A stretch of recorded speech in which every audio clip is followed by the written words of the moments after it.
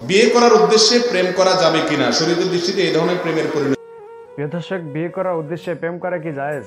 ইসলাম কি বলে? প্রিয় দর্শক, এবারে আমরা জনপ্রিয় ইসলামিক প্রচারক শেখ আহমদুল্লাহ হুজুরের বয়ান থেকে বিয়ে করার উদ্দেশ্যে প্রেম করা কি জায়েজ সে তথ্যগুলো তুলে ধরব। প্রিয় দর্শক, ভিডিওটি খুবই ইম্পর্টেন্ট, আর বেশি কথা বলে আপনাদের মূল্যবান সময়টুকু নষ্ট করব না। আমরা এক এক করে সে তথ্যগুলো শুনব।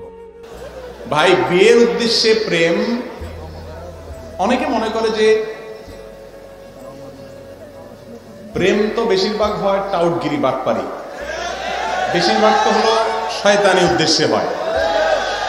তো কেউ মনে করে আসলে কিয়ামত নিকটবর্তী হয়ে গেছে, তো এখন যেই চোরে সব নিয়ে যাওয়ার পরেও মালিকের পকেটে কিছু টাকা রাখে যায় যে বেচারা অন্তত সকালে উঠে নাস্তাটা করতে পারে, সেই চোর মনে করে যে আমি এই যুগের অনেক বড় নেককার মানুষ।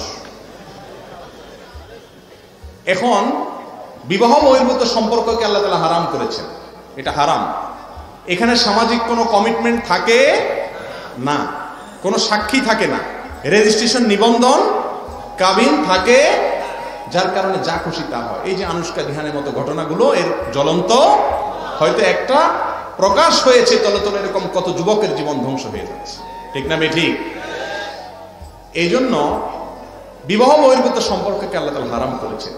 প্রশ্নকর্তা জানতে চেয়েছেন এগুলোর পরিণতি কি? ভাই, পরিণতি হলো এই তথাকথিত প্রেমের মাধ্যমে যে সম্পর্কগুলো হয় এগুলো খুব বেশি একটা টিকে। আজকাল একটা স্লোগান বের হয়েছে যে অপরিচিত একটা ছেলে মেয়ে বিয়ের পরে হঠাৎ করে তার সাথে থাকতে হবে, বিষয়টা কেমন হয়ে গেল, একটু আগে থেকে গেট টুগেদার, একটু বোঝাপড়া হলে ভালো। খুব ভালো কথা। আমি সব জায়গায় বলি, মুরব্বী চাচাদেরকে জিজ্ঞাসা করে দেখেন,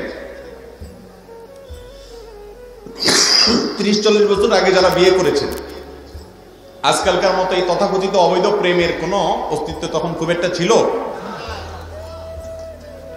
চাচাদেরকে জিজ্ঞাসা করেন, চাচিদের সাথে তাদের সম্পর্ক যত নিবিড় ছিল, ভালোবাসা যত গভীর ছিল, এখন এই লুতুপুতু প্রেমের নামে অবৈধ সম্পর্ককারী যুবকদের স্ত্রীদের সাথে এই সম্পর্ক, সেদিন পত্রিকা দেখলাম প্রতিদিন 39টা করে বিবাহ বিচ্ছেদ হচ্ছে, তালাক তরতর করে বাড়ছে, পরিবারগুলো ভেঙে খান খান হয়ে যাচ্ছে, মহারণা 10 লাখ ধরে যাতে তালাক না হয়, ঠিক না বেঠিক?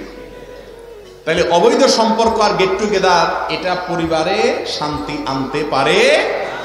যারা নাটক সিনেমাতে সারাদিন আপনাদেরকে প্রেমের অভিনয় করে শিখায় কিভাবে প্রেম করতে হয়, কিভাবে প্রেমকে জয় করতে হয়, বাবা মা সমাজ সবার বিরুদ্ধে গিয়া হইলেও পালায় যাইতে হয়, মাইদ্যর খায়া হইলেও প্রেমে জিততে হয়, এই ট্রেনিং যারা দেয় ওই লোকগুলোর ব্যক্তিগত জীবনে, পারিবারিক জীবনে দেখেন এগুলা বেশিরভাগই 10টা-12টা করে বিচ্ছেদ, ঠিক না বেঠিক?